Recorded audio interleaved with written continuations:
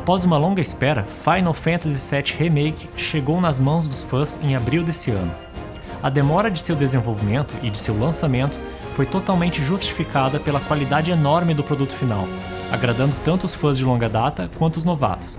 Mas mesmo assim, são os fãs antigos que consumiram outros produtos da compilação que puderam aproveitar melhor o remake, devido à forma pela qual o jogo agregou elementos das outras obras e instigou questões sobre o próprio cânone da compilação. Nesse vídeo, iremos comentar alguns detalhes, referências e mistérios envolvendo a história do remake e dos outros conteúdos da franquia, que talvez nem todos os jogadores tenham percebido em sua jogatina. Desde já, aviso que o vídeo contém spoilers, então se você não terminou de jogar o Final Fantasy VII Remake, não recomendo continuar assistindo. Logo no início do jogo, durante a invasão do Reator 1, vemos diversos cartazes publicitários da Shinra de produtos cosméticos e também das famosas Banora Whites, que são frutas apresentadas em Crisis Core, que são oriundas do vilarejo de Banora, terra natal de Genesis e de Angeal. Essas frutas nascem nessa região por causa das correntezas de Lifestream, perto da superfície, deixando o solo fértil. Outros cartazes aparecem na mesma parte do remake, uma propaganda de gelo de Icycle, região fria e coberta de neve que aparece no jogo original. Também podemos ver referências um pouco mais complexas de se perceber. Em um desses cartazes aparece um gato em cima de um trem, com uma imagem de uma câmera. Isso é uma referência a uma tech demo chamada Cat Cam, que a Square Enix criou durante o desenvolvimento de Final Fantasy XV, na qual o jogador controlava um gato que explorava uma estação de trem. Outro cartaz mostra um tônico capilar, muito provável um objeto usado pelos personagens da franquia, com seus cabelos elegantes e impecáveis, como já mostra em uma das mensagens recebidas pelas fãs de Sephiroth em Crisis Core, em que elas afirmam que o personagem usava um tônico capilar, produzido pela própria Shinra para manter a elegância de seus cabelos. Outro cartaz mostra uma bolsa, que é muito semelhante ao acessório mostrado na propaganda da revista de moda Louis Vuitton, estrelado pela personagem Lightning de Final Fantasy XIII.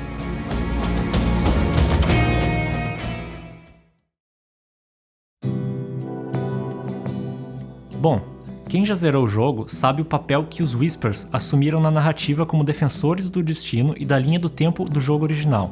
Agora, tendo isso em mente, a aparição deles no início do jogo faz muito mais sentido. Quando Cloud sai do reator e caminha pelas ruas do Setor 8, presencia uma aparição de Sephiroth. Tal fato já se distancia do jogo original. Esse encontro faz com que Cloud demore mais para encontrar Aerith, que está vendendo flores nas ruas.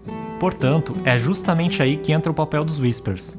Para evitar que Sephiroth atrase Cloud, que faria ele não chegar a tempo de encontrar Aerith no local onde ela trabalha, os Whispers começam a atormentar a Aerith, supostamente fazendo com que ela tenha dificuldade de sair do local onde ela estava e também chamando a atenção de Cloud, que vai socorrer ela, mantendo assim a timeline original do jogo.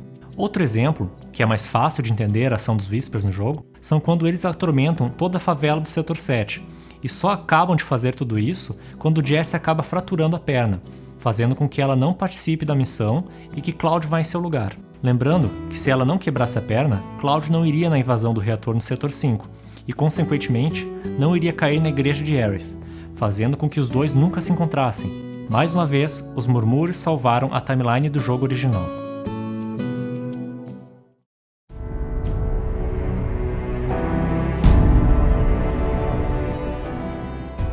O jogo apresenta muitos personagens novos para a compilação de Final Fantasy VII. O que muitos não sabiam é que alguns desses personagens já apareceram em obras fora dos games da série, no caso em livros. Kyrie e Leslie são um exemplo disso. Os dois são personagens do livro Final Fantasy VII, The Kids Are Alright, A Turk's Side Story, escrito por Kazushige Nojima, o próprio roteirista do jogo original e do remake. O livro se passa antes do Advent Children e conta a história de um detetive chamado Ivan Townshend, que mora em Edge, aquela cidade que estava sendo construída perto de Midgar após a calamidade do meteoro. O personagem se envolve em confrontos com a Shinra, com os Turks e até com Kadaj, o clone de Sephiroth, que aparece em Advent Children. Kyrie, que era uma delinquente do Setor 5, e Leslie, que trabalhava para Don Cornell, passaram a ajudar Ivan em suas investigações com o passar da história do livro. Durante a invasão ao prédio da Shinra, há um momento onde Cloud e seus companheiros são abordados por alguns soldados de infantaria da empresa, mas não de forma hostil. Um deles reconhece Cloud, fica espantado, pois havia rumores de que ele havia morrido no incidente de Nibelheim. Em seguida, ele diz que vai chamar Kunsel para vê-lo também. Ora, quem já jogou Crisis Core ficou muito feliz ao ver essa cena, pois Kunsel era um dos soldados da Shinra que estava sempre pelo prédio da corporação, nos dando tutoriais ou simplesmente desenvolvendo diálogos antes das missões. Apesar de Kunsel não aparecer definitivamente no remake, o fato de ele ter sido citado já diz muito sobre a intenção dos produtores de querer canonizar definitivamente os elementos de Crisis Core através da trama do remake. Durante a reunião dos representantes de diversos setores com o presidente Shinra, Hojo foi questionado sobre o que faria com Aerith. Uma de suas ideias envolvia cruzá-la com algum super soldado que tivesse células Gênova em seu corpo, mencionando tipos S e G. Novamente, uma surpresa para quem jogou Crisis Core ou até Dirge of Cerberus. Soldiers tipo S dizem respeito ao experimento realizado com Sephiroth, onde células de Gênova foram inseridas em um feto humano para criar um super soldado. Já Soldiers tipo G fazem menção a experimentos realizados com Angeal e Genesis. Soldados tipo G têm a capacidade de se copiar, injetando suas células em outros seres, como vemos muitas vezes em Crisis Core. Porém, até então, se achava que esse tipo já havia sido erradicado após os eventos do jogo de PSP, mas com essa menção de Hojo no remake, podemos esperar novos elementos a respeito disso, principalmente a respeito de Genesis, cujo final nunca foi muito bem explicado. Ainda mais com a cutscene secreta de Dirge of Cerberus, que mostra o personagem vivo carregando Vice e dizendo que ainda há muito a se fazer.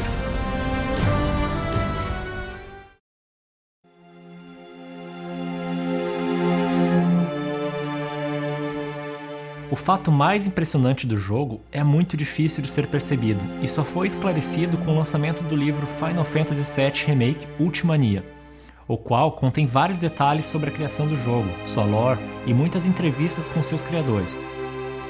Nele contém um trecho que foi traduzido do japonês pela usuária do Twitter Audrey, que revela que na verdade o jogo contém 4 Sephiroths.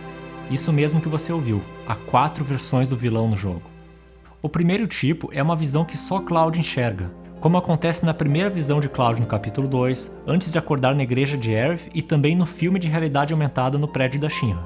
O segundo tipo é através dos Homens de Manto Preto, que sabemos que são os clones de Sephiroth, buscando realizar a reunião. Esses homens aparecem em vários momentos do jogo e todos podem vê-los, mas a transfiguração deles com a aparência de Sephiroth muitas vezes só são vistas por Cloud, como no caso de Marco, no capítulo 3. O terceiro tipo aparece através de flashbacks para Cloud, memórias que vêm à cabeça do protagonista em alguns momentos do jogo, como quando ele enxerga o primeiro encontro de Sephiroth com Gênova, cena clássica retratada em várias outras obras da franquia. O quarto e último tipo é o mais misterioso, pois se trata, segundo o livro oficial, de um Sephiroth que nunca vimos antes, que só aparece no último capítulo do jogo, aquele que só encontramos após atravessar o portal da singularidade e derrotarmos o Arauto do Destino. É esse Sephiroth que defende todos os golpes de Cloud e diz palavras misteriosas pedindo para o protagonista tomar cuidado, pois o que está pela frente ainda não foi escrito. Muitas coisas indicam que esse Sephiroth veio do futuro. A razão pela qual ele fez isso ainda é incerta. Tem gente que até teoriza que esse Sephiroth é aquele do passado, antes de ter contato com Gênova, e quer ajudar Cloud a salvar o futuro do planeta. Bom, eu ainda acho que é mais provável que seja um Sephiroth pós-Advent Children, tendo em vista que um fim definitivo não foi dado ao vilão após a sua encarnação em Kadaj, apenas tendo sumido e dito que ele nunca será apenas uma memória. Quem já leu as novels Final Fantasy VII On A Way to a Smile, percebe que há uma batalha dentro do livestream entre Aerith e Sephiroth, ambos aprendendo a manipular a força vital do planeta, Sephiroth tentando voltar à vida e Aerith tentando impedir que isso aconteça. Nesse sentido, é provável que a história do remake gira em torno dessa disputa, já que os únicos personagens que demonstram saber de algo mais sobre o destino são justamente Aerith e o último Sephiroth que aparece no jogo.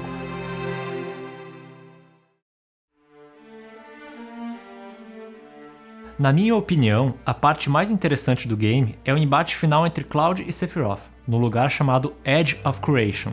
Ali podemos ver um Sephiroth menos vilanesco que pede que Cloud se una a ele para enganar o destino.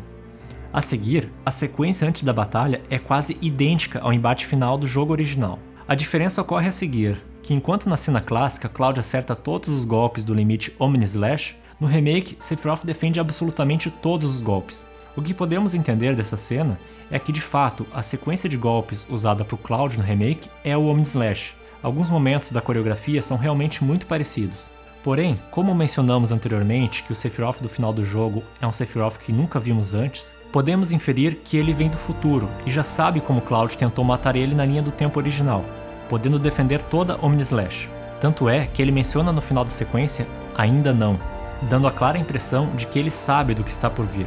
Outro detalhe dessa cena é a música que está tocando, que é o tema da cidade dos Ancients, o lugar onde Aerith é assassinada por Sephiroth. Tal fato faz muitos jogadores refletirem sobre a relação dessa cena do remake com a morte de Aerith, inclusive fazendo uma estranha relação com a frase 7 segundos para o fim que Sephiroth fala, com a triste cena.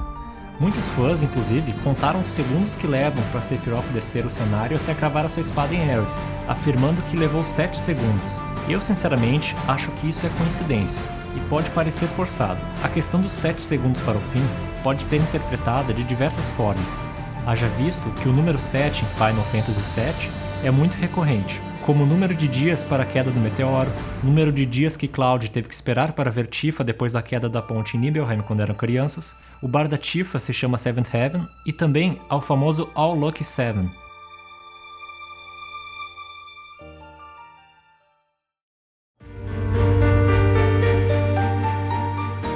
É muita coisa que dá para falar sobre Final Fantasy VII Remake, mas coloquei aqui só algumas que me chamaram mais atenção depois que terminei o jogo.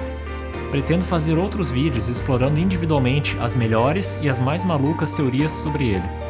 Comenta aí qual detalhe no jogo te chamou mais atenção, qual momento te deixou mais perplexo, e não esquece de dar o seu like e se inscrever no canal. Muito obrigado, se cuidem e até a próxima!